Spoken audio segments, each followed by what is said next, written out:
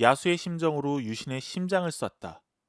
1979년 10월 26일 저녁, 대한민국 최고 권력 박정희가 최측근인 중앙정보부장 김재규에 의해 살해되었습니다. 사실 박정희의 죽음에 대한 미스터리는 없습니다. 너무나도 명확한 상황적 증거와 증인, 심지어 자백까지 존재하기 때문이죠. 박정희의 죽음 이후 신군부는 12.12 쿠데타를 통해 정승화 육군참모총장까지 깔끔하게 엮어 날려버리고 보안사의 진두지휘 아래 수사를 빠르게 종결합니다. 내란 목적 살인과 내란 수괴 미수죄. 아직은 명목상 최규하 대통령 체제였던 신군부 그리고 대법원은 유신의 심장을 쏜 이유를 정권 찬탈의 목적이라 명확히 규정하고 사건을 마무리합니다.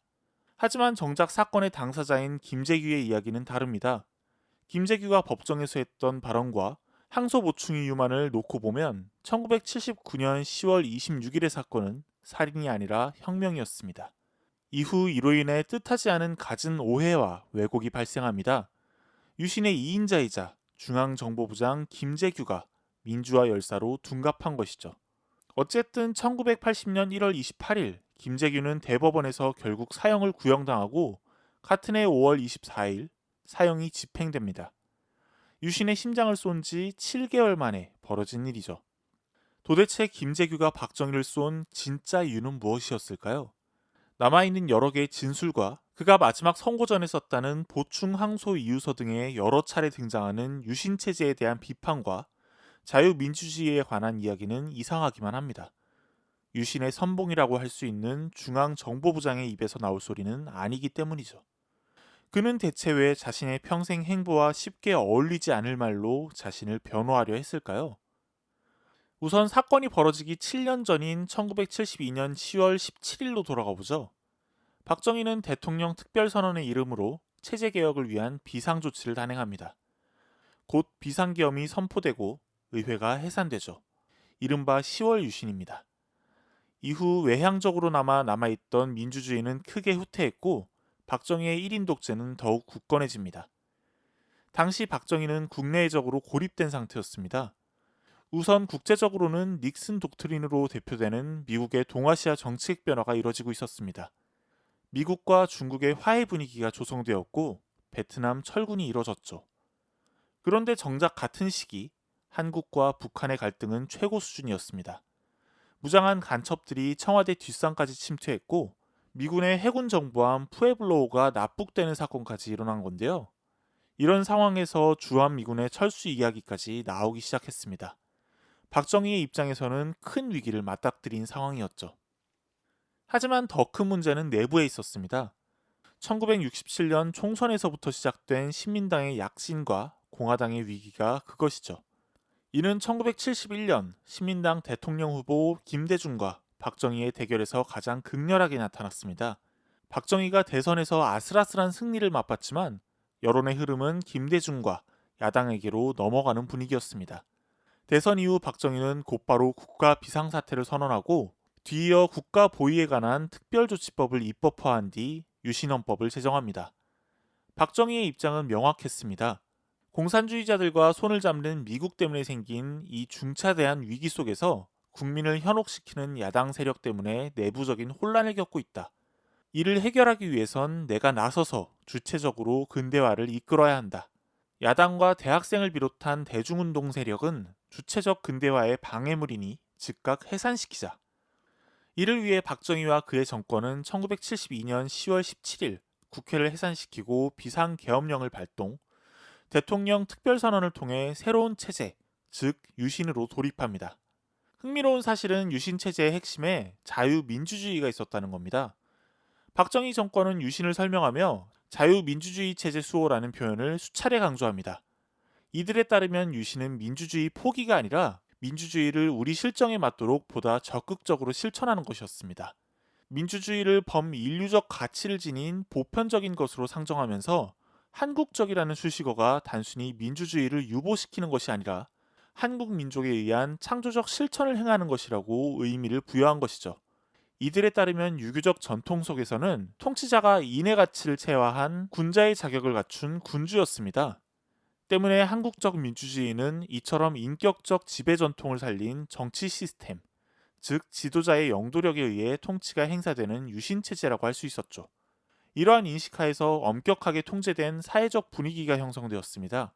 현상적으로 봤을 때 딱히 비상사태가 아니더라도 집권자가 자의적으로 예외 상태를 규정하면 그것이 상례로 굳어지는 상황이 연속되게 됩니다. 그야말로 암흑의 시대였죠. 그렇다면 이야기의 주인공 김재규는 어떤 사람일까요? 그의 고향은 경북 선산군입니다. 박정희 대통령과 동양 사람이죠. 두 사람은 삶의 궤적에 있어서도 상당 부분 겹치는 인물이었습니다.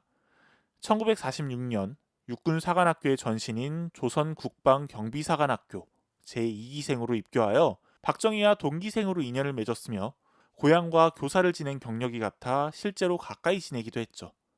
5.16 쿠데타 당시 국방부 총무과장이었던 그는 쿠데타에 직접적으로 가담하지는 않았는데요.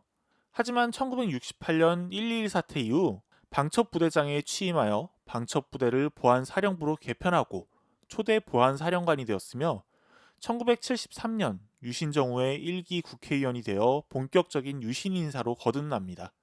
그리고 마침내 1976년 12월에는 중앙정보부장에 임명되어 박정희의 측근에서 정보 수집과 사태 수습의 임무를 수행하죠.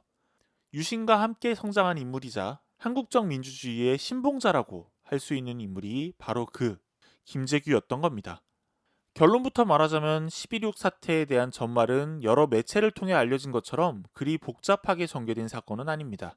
1979년 10월 26일 그날의 총성은 겹겹이 쌓여온 김재규의 분노로 시작되었죠.